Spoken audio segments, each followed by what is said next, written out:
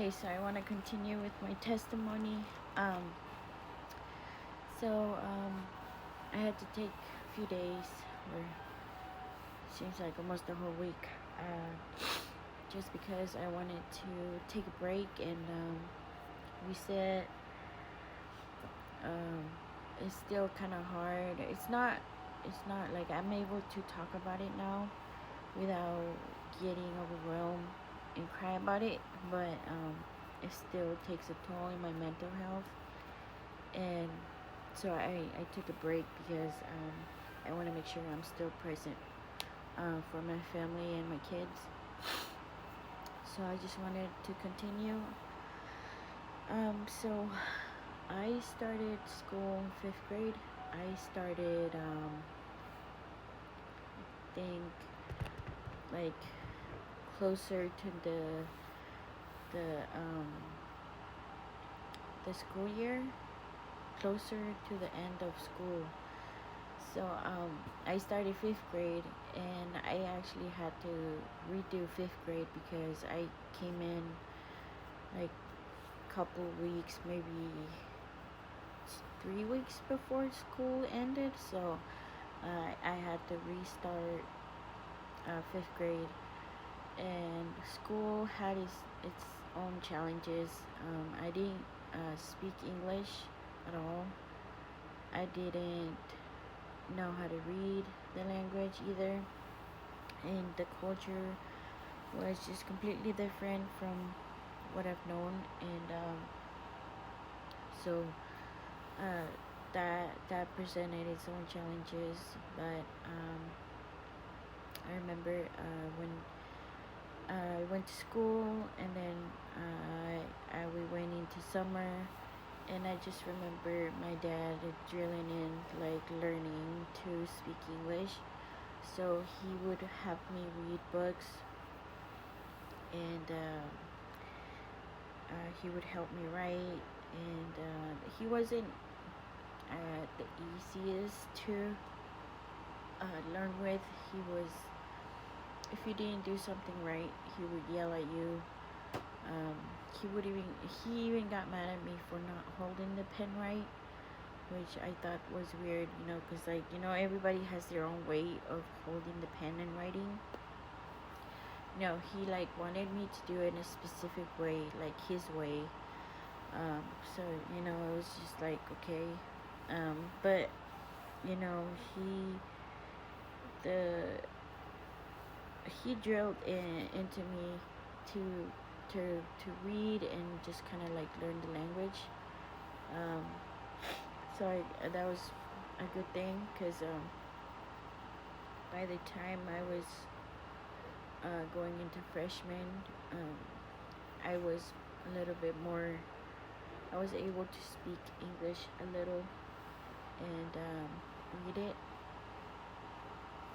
I also had a tutor in school. She was a Mexican lady, and she would teach all the Hispanic kids that didn't know English yet. She would help them with reading, putting sentences together. She would use, like, index cards with pictures, and then it had, like, the name on it and how to pronounce it, stuff like that. So, like, I got a lot of help in school learning how to read and speak English. So it took me about 3 years to learn it, and like four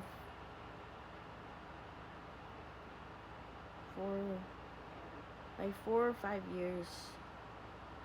I think it was a little bit more better than in the beginning. In the beginning, I had a really thick accent, and I struggle with words and how to put sentences together, and I struggle a lot with uh, like the definition of words. I'm learning a lot, and but it's not as bad as it used to be. For like, so the culture was different, and I remember kids were in cliques, and so everybody had their own groups and stuff. I remember there were some Hispanic kids in school, and I was hanging out with most of the girls, and I remember one of the girls was jealous that I was becoming really close to this one girl. She was like her best friend, and she kind of, I noticed that she didn't like me because I was just getting too close to her best friend. But I just think that was like really dumb, and like I had a feeling like she wanted to fight me or something, but I could tell that she just didn't like me. I remember when I was in 5th grade, there was this girl that was trying to, sorry, there's like a fly in here. I hate flies. There was a girl, she was really tall, and she was kind of like in a bigger size kind of girl. And I remember she tried to bully me, and I guess it was because I just didn't understand the language or something, or honestly I can't remember why she was trying to like fight me. But I remember like she tried to do something, and like I wasn't about to let her, even though I didn't understand the language. Like I remember she walked up to me, and mind you, I'm 4'9", and she must have been like 5 something. So she was like towering over me, and I remember she was like walking towards me, and like I was just like nope, and I literally just like went forward and pushed her, and she just kind of fell back, and I honestly was surprised that she fell. I thought she was just gonna be like, like very sturdy. She wasn't gonna move or anything like that, but no, she like fell backwards. And I was just like, uh-oh. I was like, oh no, I'm gonna get in trouble. My parents are gonna be mad. My dad's gonna beat me or whatever. But she didn't say anything. Like nothing happened. I didn't get in trouble for it. So I was just like, oh, okay. I was like, whew, dodged a bullet there. But that happened. And then I think I was on 6th grade when my grandmother passed away.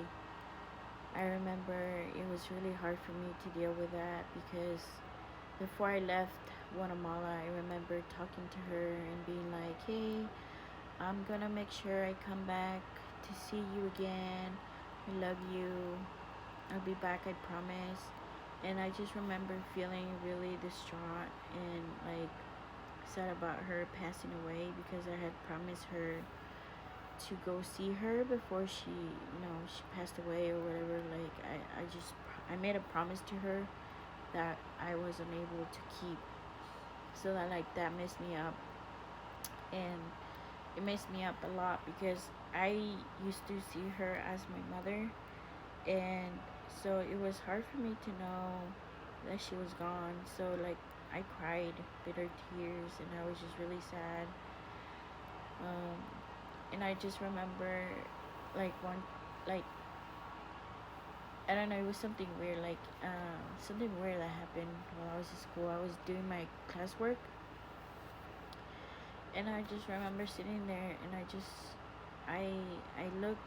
Okay, so this happened. Like I felt, when somebody gets in your ear and they go like that. So I heard that on this side of my ear, and it was weird because I looked around and nobody was like near me at all. No one was behind me or nothing. So like it was weird that I heard that. I was just like, okay. And then when I went home, that's when I heard that my grandma passed away. My sister in Guatemala called my parents and was like, hey, grandma passed away. She passed away from diabetes. I don't know which one she had. I don't know if it was type 2 or 1 or just, like the normal. But yeah, she, like, all her organs gave out and kind of just gave up. And so losing my grandma was really hard for me. Um, I I remember everyone was grieving that day. I saw my dad cry, my grandma, my sister, my older sister. My little brother wasn't sure of what was happening, but I'm pretty sure he was crying too. But yeah, it was a really rough time. I love my grandma. She was special to me. I remember when I was a kid, she would she would let me lay on my head on her like um, thighs, and she would just kind of like rub my head, and I would just fall asleep on her lap. She would always like put dresses on me, and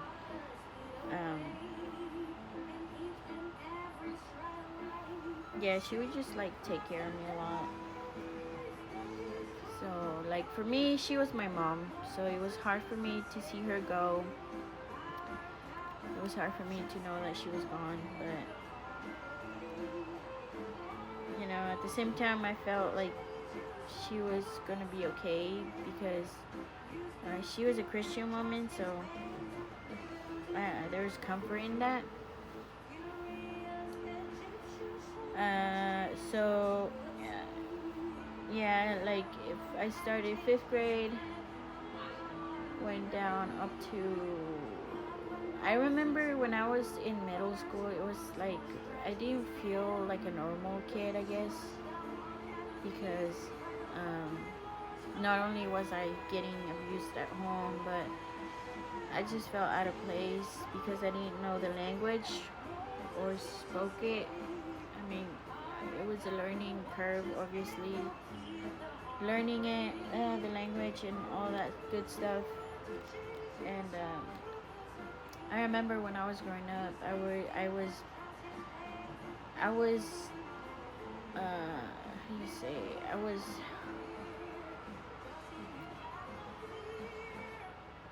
that's when I started to become interested in like metal and rock and heavy makeup, and you know how back in the 2000s the emo scene was like coming up and it was like the thing.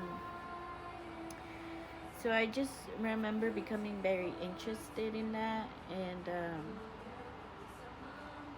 at the time I was still living with my parents, so I kind of kept it a kind of like not very uh, I didn't blow up on it yet. I remember I was still like one of the things I was really obsessed when I was a kid was the color pink. Really like pink. Really love Hello Kitty for some reason. Like, I guess it was because like ever since I was a kid, I really like cats. So cats were like really my thing. So knowing that Hello Kitty was a cat was just like I was just obsessed with that. I remember praying. I remember playing with Barbies and stuff like that. And little by little, I stopped liking pink. I stopped liking anything with bright colors, happiness, and all that. It all started kind of to fade away, and I started more to I started to become more interested in dark things like black, um, anything sad, evil, like things like that. So you know how in rock is usually pretty like depressing, things like that. Well, obviously I was uh, getting more interested in that because I was feeling like that. So I feel like I resonated with it, and so I remember getting going to Hot Topic and getting some CDs, and I remember I had them, and I remember my dad took them from me one day, and he broke them, and he said that I couldn't listen to that stuff because it was satanic. And I was just like, okay. Um, I was just like, okay, I guess I'm not listening to them anymore. I just remember feeling really sad that I couldn't even have my own like interests and my own opinions about things. I was one of the kids. I remember I was when I was in middle school. I was in the school band. Um, I also was part of the cheerleading team when they first started doing that in middle school. I was one of the first um, cheerleaders in my school. I only picked it up because I wanted to get out of the house. I didn't want to go home right away after school.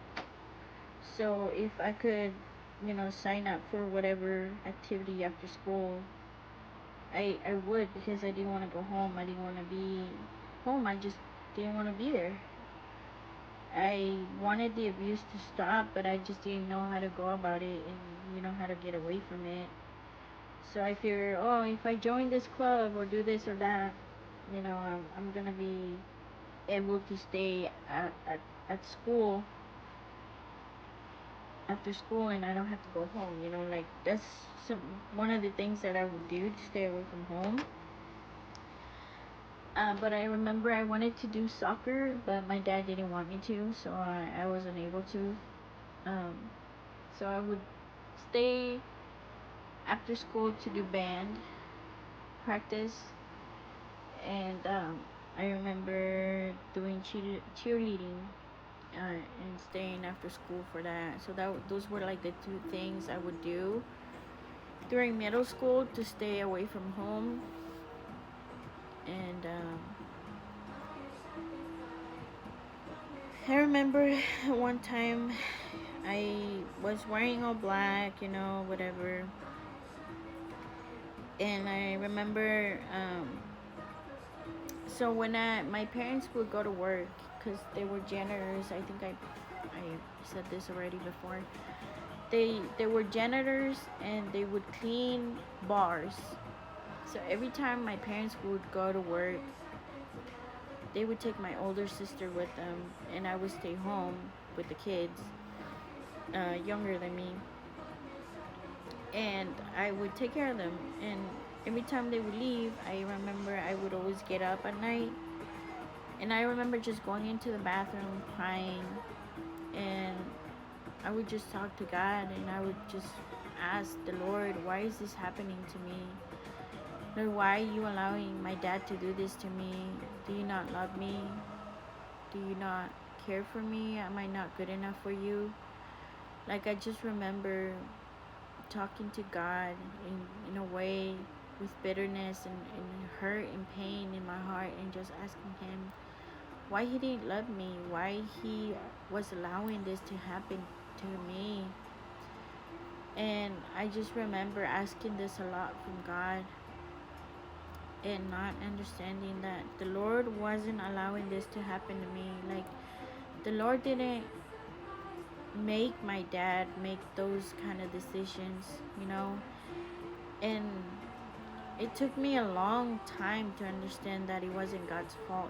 Like, he gave us free will, and my dad, out of his free will, chose to abuse me and the whole family. But at the time, I didn't understand that. So, like, that's when I would say, hate or dislike for God started, because I would cry out to him, and I would ask the Lord, why is this happening? And like, I remember going into the bathroom at times with a knife in my hand, because I wanted to, like, I would imagine myself cutting my neck open, like just slicing my neck open, or just slicing my wrist. And I just couldn't bring myself to it. I just would cry, and I remember just hearing this word in my head, coward. I just remember um, hearing a voice in my head and calling me a coward because I wasn't able to go through committing suicide. And I remember always drawing a bath. I just remember filling up the bath with water and just imagining myself like drowning. I would imagine myself cutting myself. I would imagine myself cutting my throat, and like I could only always just imagine it. Like I wasn't able to bring myself to do it, and I would just remember to I just remember to like looking at myself in the mirror and crying and just crying so hard, and like the tears were so bitter. And I would get in the bath and I would just sit there and cry, and I would just cry. So like I would spend, I can't say I know how long I would spend in the tub, but I just know that the water was warm when I get in, and by the time I came out the water was like lukewarm. So I was sitting in the tub for a while, just spending a lot of time in the tub, just crying and asking. I would always ask this: what's the point of my existence? Like, what's the meaning of me being here and experiencing this? And I just remember asking that out loud, and sometimes it would just be in my head. And I remember there were times when I was fairly new to the country. I just remember like leaving the house, and I remember leaving the house, but also taking my keys, because I knew that I didn't know where I was gonna go, and that I wasn't gonna go very far. So I would always take my keys, and then I would come back feeling a lot of shame, because I just literally I heard this voice always saying that I was a coward because I couldn't go through with what I was doing. So I would cut myself. I remember I started cutting myself, and I started wearing long sleeve shirts. I would always wear long sleeve shirts. And I just remember being really scared of my mom and my dad finding out that I was cutting myself. So I started wearing long sleeves. And so you guys remember, I don't know if you remember the like emo scene happening in the 2000s. And so I was one of those kids that had the, like I wasn't wearing super heavy makeup yet, because I knew my dad wasn't gonna allow it. But I was wearing like black clothing, band shirts, like whatever. And I remember there was a kid in school that was making fun of me because one time I pulled my sleeve up because it was kind of warm that day. And I pulled my sleeves up, and then he saw that I had cuts in my arm. And then he was all like, "What? Are you emo or what?" And then I just remember looking at him and just nodding my head, and he just started laughing at me. And I was just like, okay, whatever, you can laugh at me all you want, but you don't even know the reason why I cut myself. I was thinking that, like, you can laugh at me all day, but you don't know why I'm cutting myself. I said to myself in my head. And I just remember that kid laughing at me. And yeah, unfortunately that kid passed away because I I heard this on the news.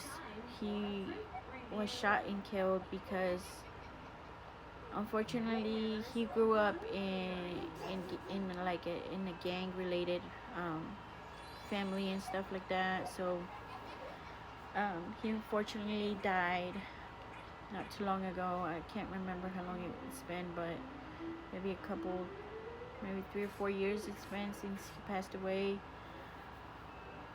But I was really saddened by his death because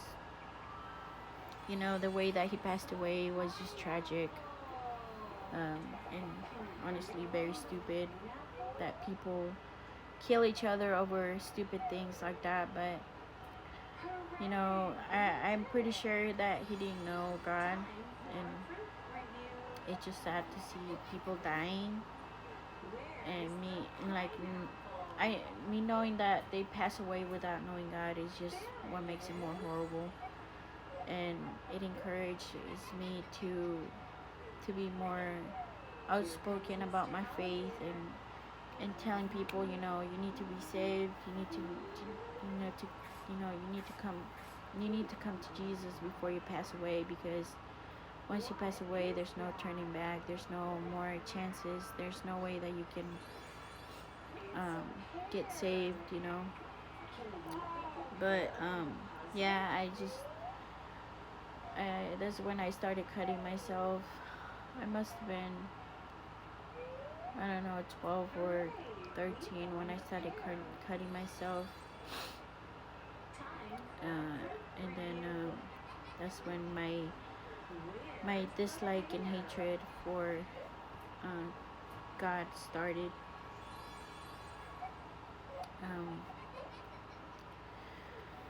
So when I started high school when I was 15. I think I was 15. Honestly, I can't remember. Like, I don't remember ages and dates and all this and that. I just remember I just started high school. And I was pretty much at the end of everything. I was way more suicidal than I was when I was younger. Oh yeah, one thing I remember thinking too when I was getting abused was I would think to myself, I should put a knife under my pillow, and when he comes over here, I'm gonna kill him. But I never went through with it because I just couldn't see myself taking another life. I don't know how I would even deal with that. Like, just having the thought of taking a life, was just horrible. I couldn't see myself bringing myself to it. But yeah, I remember this one when my virginity was taken from me. I can't remember the age. I just remember the day because I remember my dad took me into the room. Nobody was home for some reason, or maybe there was somebody at home. Like, I don't remember if anybody was home most of the time. I just know what was happening to me around that time.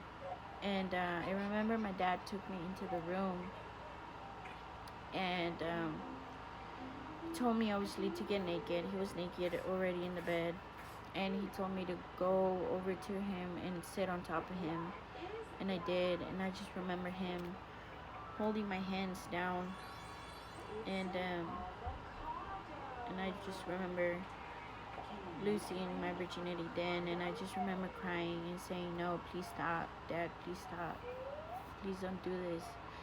And I just remember crying very loud and screaming. And honestly, one thing that angered me about that too was not, it was beside me, being violated. The other thing that made me very angry was that I was living in an apartment, right? And nobody heard nothing, right? I'm pretty sure there was people at home at that time of the day, and nobody came, nobody, like, thought to themselves, it sounds like somebody needs help. But no, nobody did anything. Nobody thought to themselves, we hear somebody that's in agony, in pain, and screaming, no, please stop. Like nobody did anything. And when my dad was done with me, he said something to me that at the time didn't make sense. But later on, when I grew up, it like I came to a realization that what he was saying to me. He told me that once he was done violating me, he told me that I didn't feel like a virgin. At the time I didn't understand what that meant. But when I grew up, I realized that he was saying that, when I like remember that memory, when that came to my memory again, I was like, if I wasn't a virgin, then how is that possible? Like, I've never had sex before, like I was an 11-year-old child. But like, that's one of the things that usually happens to women and children when they are being transported to America like that. They're usually raped too. But I don't remember being raped when I was being brought to America, so I don't know why he even said that to me. I don't know if he was trying to humiliate me even further or what, but I just remember that. So I'm gonna be going back and forth because I like there's things that I don't like, that they like, it's not that I don't remember, they just come back into my memory. So I still want to share that with you. So I started high school, right? And I remember being in math and seeing this boy, and I guess I had a crush on him or whatever. And I remember he asked me out, and I was like, yeah. I was looking for love in the wrong places, obviously. I didn't know what love was, and I wanted to be loved by somebody, like I didn't have the love of my mother, I didn't have the love of my dad, I didn't have the love of my siblings. So when I was a freshman in school, I got asked out by a kid, and I was like, yeah, whatever. And at the time, my brother was actually on the way from Guatemala as well. He came the same way that I did, and my sister, illegally. And he was on the way, and I was going to school. I was in high school. I was a freshman, and I just remember it was like getting closer to the end of my dad's abuse. So I remember one time, me and this boy that I started to date. He actually, we were sitting at the bus stop together, and he was sitting next to me. And I remember we were holding hands because we would get on the same bus going home. So it was just like a normal whatever day. We were waiting for the bus, and I turned my head right, and I saw that my mom and my dad.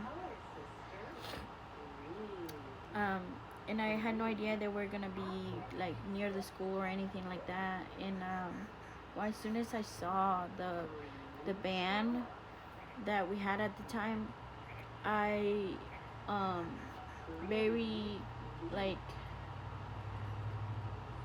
nonchalantly like let go of his hand. The boy I was dating, I let go of his hand, and I was just sitting there like nothing. And I remember my dad almost ran over kids because he was so pissed off when he seen me sitting down next to a boy. And I remember he got out and he was like, cussing and saying, what the F are you doing, right, in Spanish.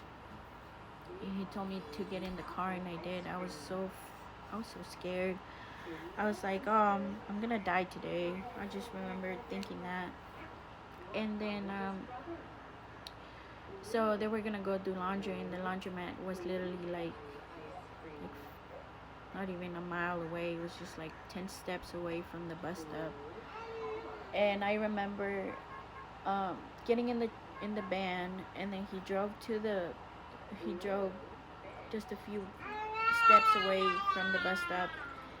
And I remember helping them getting the laundry out and out of the van, and just excuse me, going into the laundry room.